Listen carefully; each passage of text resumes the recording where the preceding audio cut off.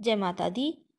नवरात्रि की व्रत कथा जिसे सुनने मात्र से ही माता रानी का मिलेगा आपको झोली भरकर आशीर्वाद और आपका घर भरा पूरा रहेगा हर प्रकार से।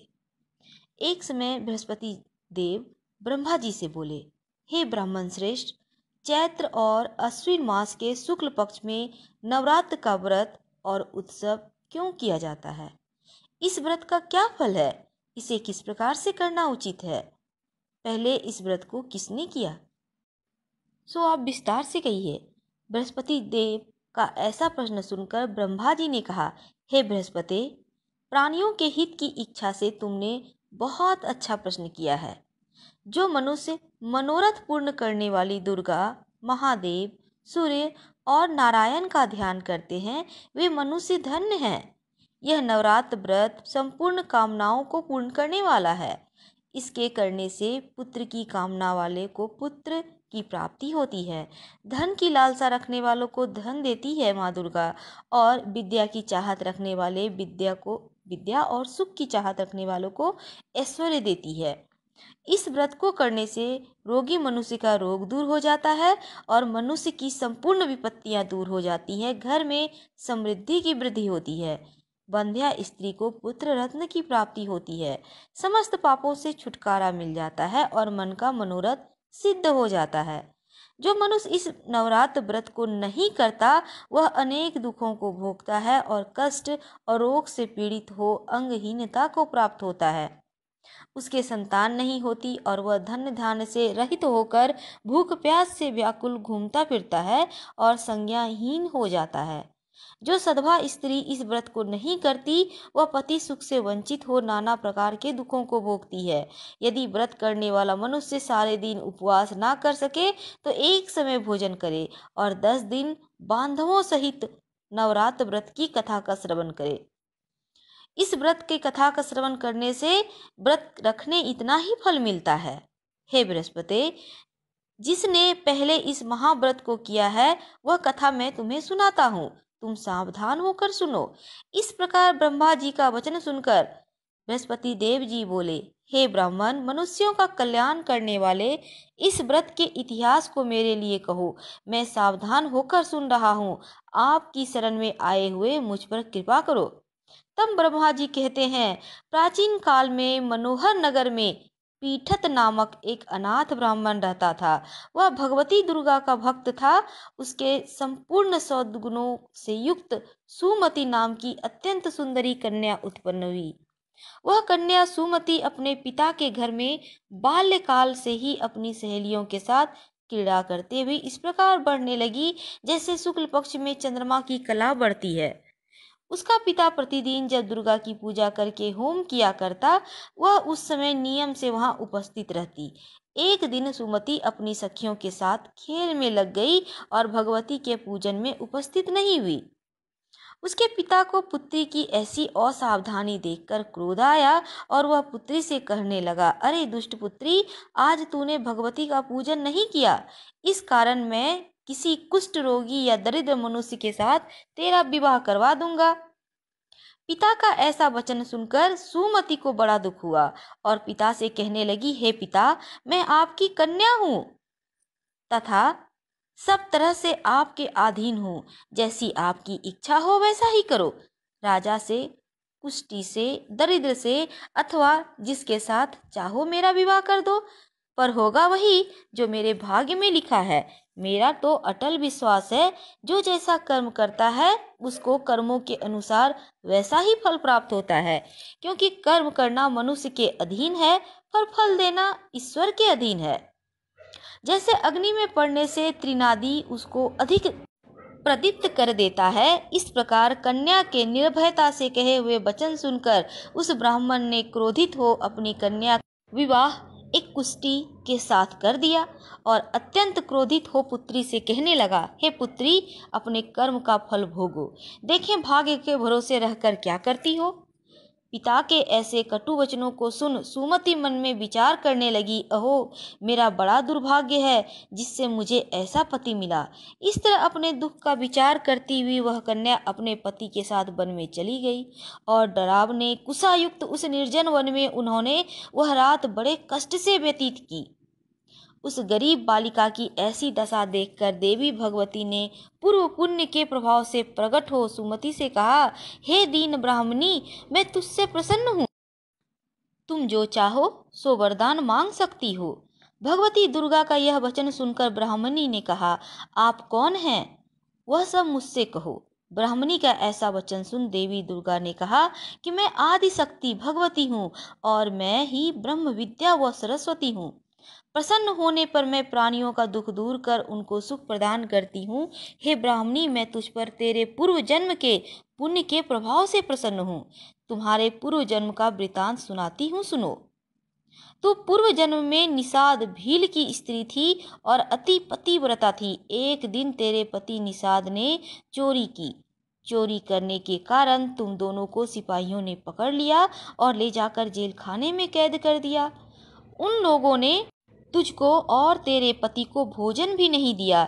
इस प्रकार नवरात्र के दिनों में तुमने ना तो कुछ खाया और ना ही जल पिया।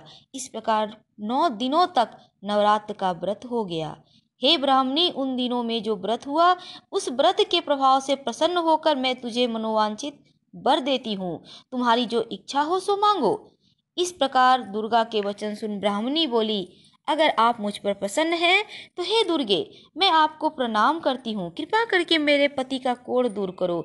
देवी ने कहा, उन दिनों तुमने जो व्रत किया था उस व्रत का 1 दिन का पुण्य पति का कोढ़ दूर करने के लिए अर्पण करो। उस पुण्य के प्रभाव से तेरे पति का कोढ़ से मुक्त हो जाएंगे। ब्रह्मा जी बोले।